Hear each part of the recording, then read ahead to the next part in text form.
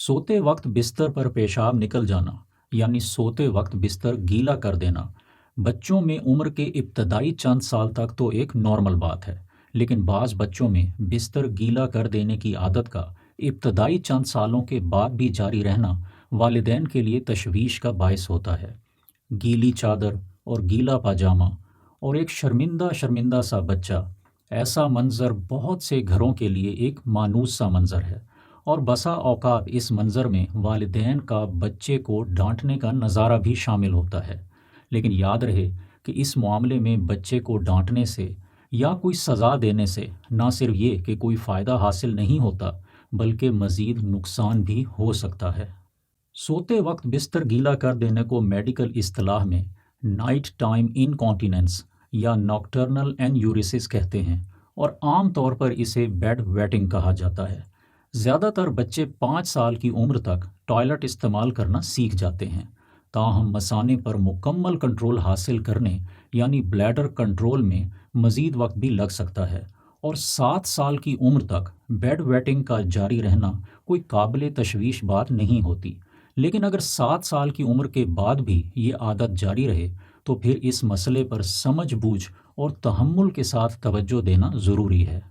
बच्चे में bed wetting का होना बच्चे की टॉयलेट ट्रेनिंग में कोई कमी रह जाने का नतीजा नहीं होता, और ना ही ये ज़रूरी है कि बच्चा किसी मर्ज़ में मुब्तला है।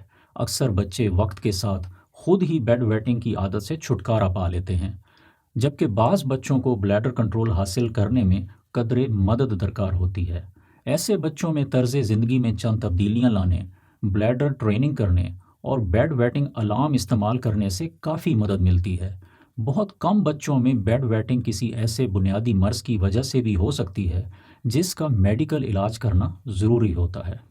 अगरचे बहुत से बच्चों में बेड वेटिंग की किसी वाज़े वजह की तशख़ीस नहीं हो पाती, ताहम जो वजूहात इसका बायस बन सकती हैं वो ये है कि बाज़ बच्चों में मसाने यानी ब्लैडर का साइज़ उम्र के साथ दुरुस्त रफ्तार से नहीं बढ़ पाता, और छोटा होने की वजह से रात में बनने वाले पेशाब यानी यूरिन की मिकदार को जमा नहीं रख पाता और बेड वेट हो जाता है। बाज़ बच्चों में ब्लैडर तो ठीक होता है, लेकिन वो नस यानी नर्व जो ब्लैडर को कंट्रोल करती है उसके मैच्योर होने में ज़्यादा वक्त लग जाता है, जिसकी वजह से बच्चे को नींद के दौरान ब्लैडर के भरने का एहसास नहीं हो पाता। एंटी डायूरेटिक हार्मोन, जिसे ADH भी कहते हैं, एक ऐसा हार्मोन है जो यूरिन बनने की रफ्तार को कम करता है। रात के वक्त अमूमन ADH का लेवल ज़्यादा हो जाता है, जिसकी वजह से सोने के दौरान यूरिन कम बनता है। कुछ बच्चों में ADH मुनासिब मिकदार में पैदा नहीं होता और ADH में कमी बेड वेटिंग का बायस बनती है। बाज़ बच्चों में टॉन्सिल्स या एडिनाइड्स का साइज बड़ा होने या उनमें सोजिश होने की वजह से ऑब्स्ट्रक्टिव स्लीप एपनिया की शिकायत पैदा हो जाती है, जिसमें नींद के दौरान सांस में रुकावट पैदा होने से बच्चा बार बार जागता है। ऑब्स्ट्रक्टिव स्लीप एपनिया में बेड वेटिंग की शिकायत बढ़ जाती है। यूरिनरी ट्रैक्ट इन्फेक्शन, जिसमें गुर्दे, मसाने और यूरिन के रास्ते का इन्फेक्शन शामिल है, बच्चों में बेड वेटिंग का बायस बन सकता है। बाज़ बच्चों में डायबिटीज़ यानी शुगर का मर्ज़ बेड वेटिंग का बायस बनता है।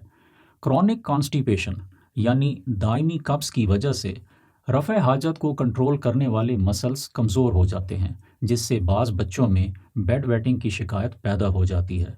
और बाज़ बच्चों में आसाबी निज़ाम या यूरिन के निज़ाम में कोई पैदाइशी नक्स का पाया जाना या इन निज़ामों के आज़ा की दुरुस्त नशोनुमा ना होना बेड वेटिंग की वजह हो सकते हैं।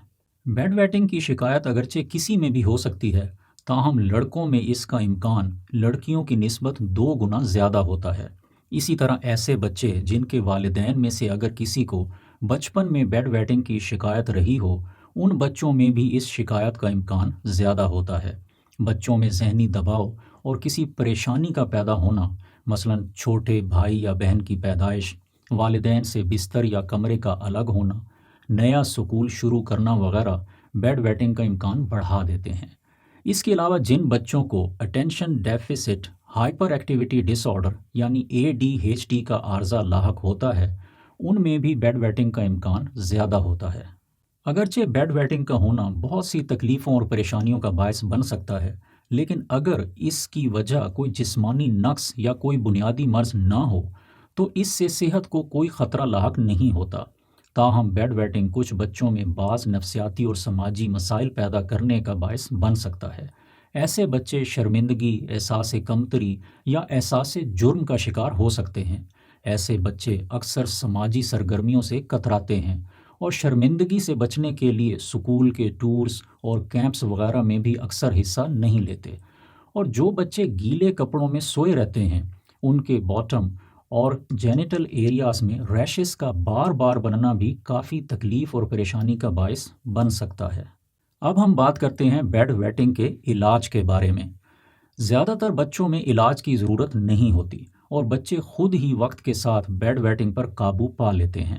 یاد رکھیں کہ بچے کو شرمندہ کرنے اور ڈانٹنے سے نہ صرف کوئی فائدہ نہیں ہوتا بلکہ ایسا کرنے سے بچے میں نفسیاتی اور سماجی مسائل پیدا ہو سکتے ہیں اور بیڈ ویٹنگ پر قابو پانے میں مزید دیر بھی ہو سکتی ہے۔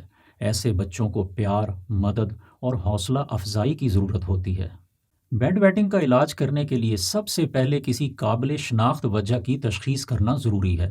اس مقصد کے لیے ڈاکٹر بچے کے طرز زندگی اور کھانے پینے کی عادات کے بارے میں معلومات حاصل کر کے بچے کا جسمانی معائنہ کرتے ہیں۔ بعض صورتوں میں کچھ ٹیسٹ کرنے کی بھی ضرورت ہو سکتی ہے، جن میں یورین کا ٹیسٹ، گردے اور مثانے کا X ray, ultrasound, C T scan اور MRI وغیرہ شامل ہو سکتے ہیں۔ زیادہ تر بچوں میں کوئی بھی قابل شناخت وجہ نہیں ہوتی۔ اگر بیڈ ویٹنگ کی وجہ کوئی جسمانی نقص یا بنیادی مرض ہو تو پہلے اس نقص یا مرض پر توجہ دینا اور اس کا علاج کرنا ضروری ہے۔ اگر کوئی جسمانی نقص یا مرض موجود نہ ہو اور اگر بیڈ ویٹنگ بچے کے لیے زیادہ تکلیف یا نفسیاتی اور سماجی مسائل کا باعث بھی نہ ہو تو پہلے صرف طرز زندگی میں چند تبدیلیاں لا کر بیڈ ویٹنگ کو روکنے کی کوشش کی جانی چاہیے۔ طرز زندگی میں تبدیلیوں میں چائے، کافی اور کولا ڈرنکس وغیرہ سے پرہیز کرنا، صبح کے وقت پانی زیادہ پینا اور شام کے وقت پانی پینے میں کمی کرنا، روزانہ ایک ہی مقررہ وقت پر سونا اور سونے سے پہلے ٹوائلٹ سے فارغ ہونے کی عادت بنانا شامل ہیں۔ اگر طرز زندگی میں تبدیلی کے باوجود کنٹرول حاصل نہ ہو تو بیڈ ویٹنگ الارم کے استعمال سے فائدہ ہو سکتا ہے۔ بیڈ ویٹنگ الارم میں بیٹری سے چلنے والا ایک چھوٹا سا پلاسٹک کا آلہ استعمال کیا جاتا ہے جسے موائسچر الارم کہتے ہیں۔ موائسچر الارم گیلا ہونے پر الارم کی آواز پیدا کرتا ہے۔ یہ آلہ کوئی ریکارڈڈ میسج بھی چلا سکتا ہے اور وائبریشن بھی پیدا کر سکتا ہے۔ موائسچر الارم کو بچے کے پاجامے یا انڈر ویئر کے ساتھ ایک کلپ کی مدد سے لگایا جاتا ہے۔ پیشاب کے شروع ہوتے ہی گیلا ہونے پر یہ آلہ سیٹ الارم کے ذریعے بچے یا والدین کو جگانے میں مدد کرتا ہے اور یوں بچہ پیشاب روک کر ٹوائلٹ جا سکتا ہے۔ کچھ عرصے تک الارم کی مدد سے جاگنے اور ٹوائلٹ جانے کی مشق کرتے رہنے سے بلیڈر پر کنٹرول حاصل کرنے اور بیڈ ویٹنگ سے مستقل نجات حاصل کرنے میں بہت مدد مل سکتی ہے۔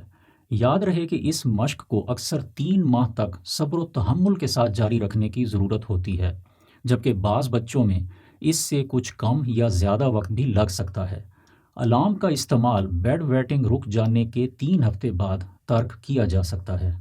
اگر بیڈ ویٹنگ بچے کے لیے تکلیف یا نفسیاتی و سماجی مسائل کا باعث ہو تو اسے عارضی طور پر روکنے کے لیے بعض دوائیں بھی استعمال کی جا سکتی ہیں۔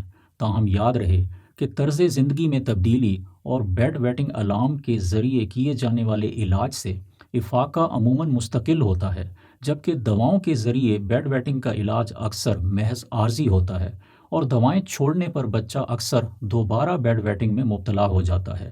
اس لیے ادویات کو ایک آخری یا عارضی سہارے کے طور پر ہی استعمال کیا جانا چاہیے۔ جو ادویات بیڈ ویٹنگ روکنے میں مدد کر سکتی ہیں وہ 2 طرح کی ہیں۔ ایک وہ ادویات جو رات کے وقت یورین بننے کی مقدار میں کمی پیدا کرتی ہیں اور دوسری وہ ادویات جو مثانے میں تناؤ کو کم کرتی ہیں۔ ڈیسموپریسن، جسے DDAVP بھی کہتے ہیں، اس دوا کے استعمال سے یورین بننے کی مقدار میں کمی ہو جاتی ہے۔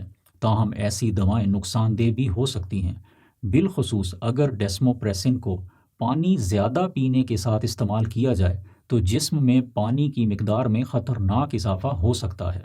डेस्मोप्रेसिन को डॉक्टर के मशवरे और बहुत एहतियात के बगैर इस्तेमाल नहीं करना चाहिए, जबकि 5 साल से कम उम्र के बच्चों के लिए डेस्मोप्रेसिन हरगिज़ इस्तेमाल ना की जाए। एंटीकोलिनर्जिक ड्रग्स मसाने में खिंचाव कम करके और मसाने के फैलाव में इजाफा करके बेड वेटिंग रोकने में मदद करती हैं। इन दवाओं का इस्तेमाल अक्सर उन बच्चों में तजवीज़ किया जाता है जिनका मसाना नॉर्मल साइज से छोटा होता है। बाज़ औक़ात मुख्तलिफ दवाओं को मिलाकर इस्तेमाल करने की ज़रूरत भी हो सकती है। आखिर में एक बार फिर इस बात को जहन नशीन कर लें कि दवाओं के ज़रिए बेड वेटिंग का इलाज अमूमन आर्जी होता है और दवाएं छोड़ने के बाद बिलअमूम बेड वेटिंग का अमल दोबारा जारी हो जाता है और उस वक्त तक जारी रहता है जब तक कि उम्र बढ़ने के साथ या तर्ज ज़िंदगी में तब्दीली लाने और एहतियाती तदाबीर की मशक करने से बेड वेटिंग का अमल खुद ही ना रुक जाए। उम्मीद है इस वीडियो से आपको मुफीद मालूमात हासिल हुई होंगी। मुझे अपनी दुआओं में याद रखें। अस्सलामु अलैकुम।